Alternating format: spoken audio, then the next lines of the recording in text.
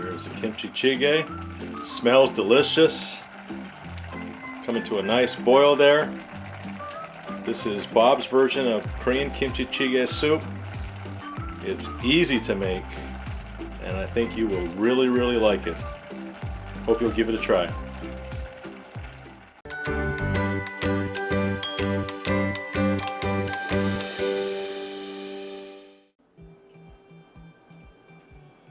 Okay, we're going to start off by cutting up the kimchi here for the kimchi jjigae. And that big plastic container, you can see that we have old kimchi. Old kimchi is the best. It has a lot of the kimchi flavor, and that really comes out when you make kimchi jjigae soup. So highly recommend that you use old kimchi if you have it. It's a good way to kind of recycle the kimchi too, because once it gets old, I know some people like it, but on the other hand, I'm one of those that doesn't really care for kimchi that has too old of a taste. It's too sour. But once you put it into the soup, it tastes amazing. So we normally don't use a measuring cup, but we're going to go ahead and measure it out just to see what it is in terms of measuring cups of how much kimchi we put into the pot there.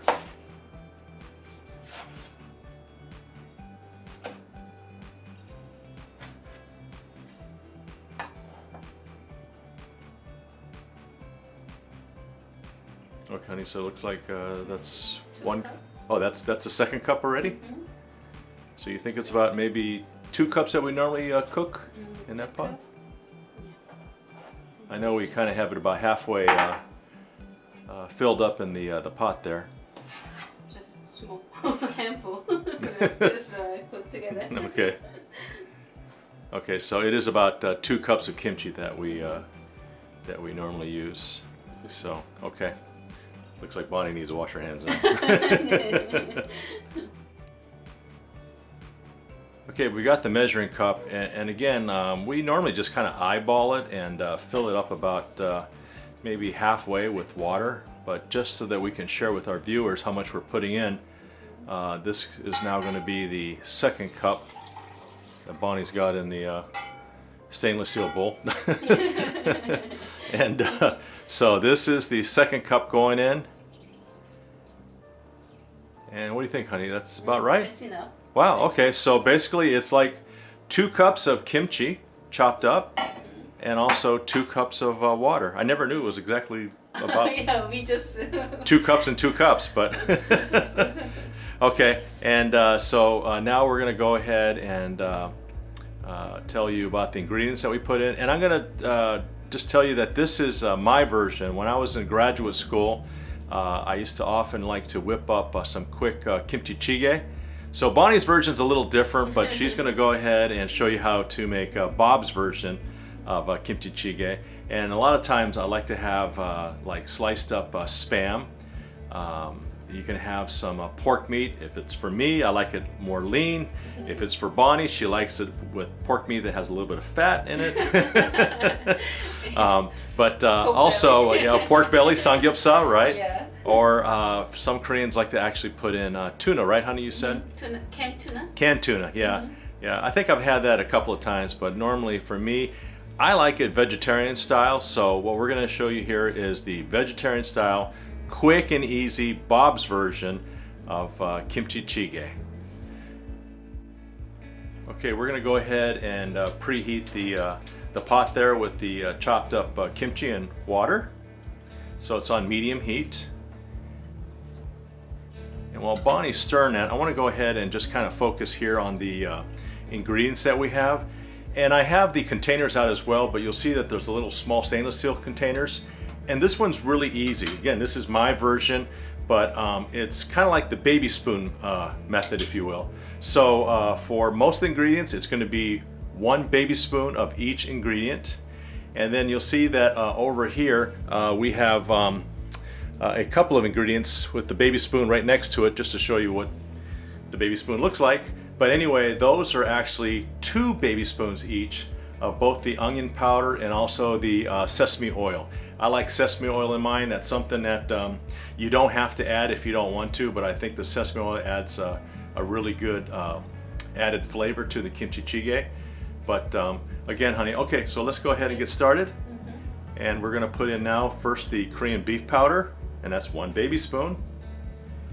And then with the black pepper, just a light sprinkle. That's not even gonna be a baby spoon. It's more like maybe just a pinch worth. And then we're gonna go ahead and put in the granulated garlic, 1 baby spoon.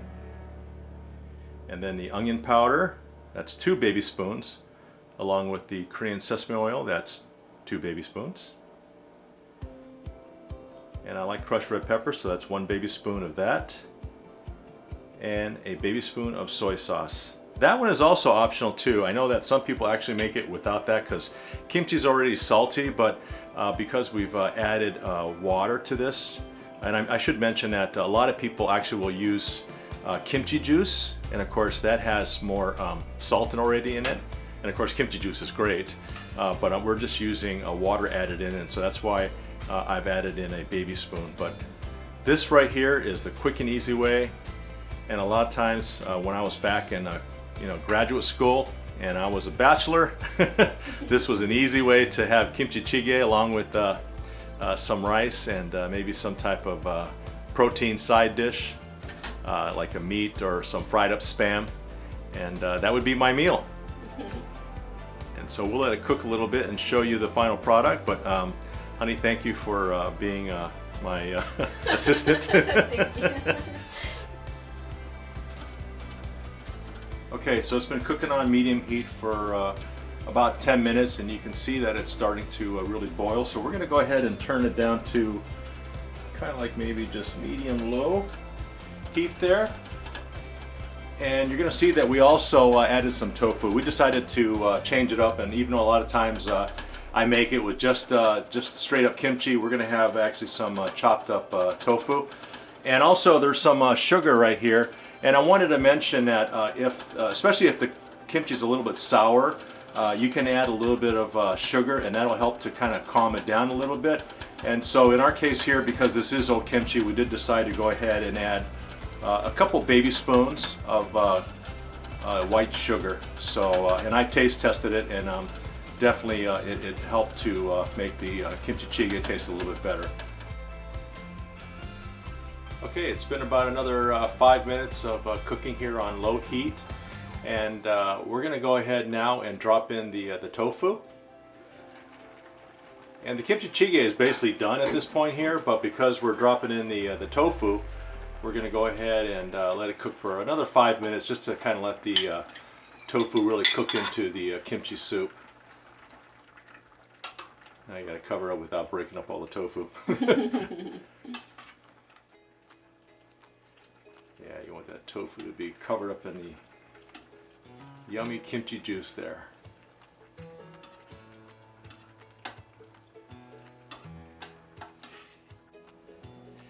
Okay, so the kimchi jjigae is done. So first thing I'm going to do is go ahead and turn it off.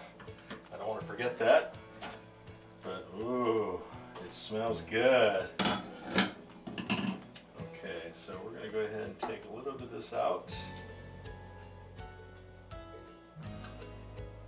And a lot of times I come home from work and Bonnie's got kimchi jjigae, and of course I get her version that's really, really delicious too.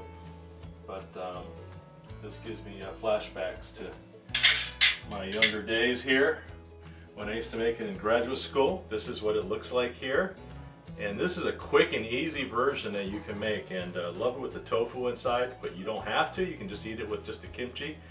And let's go ahead and give it a try though here.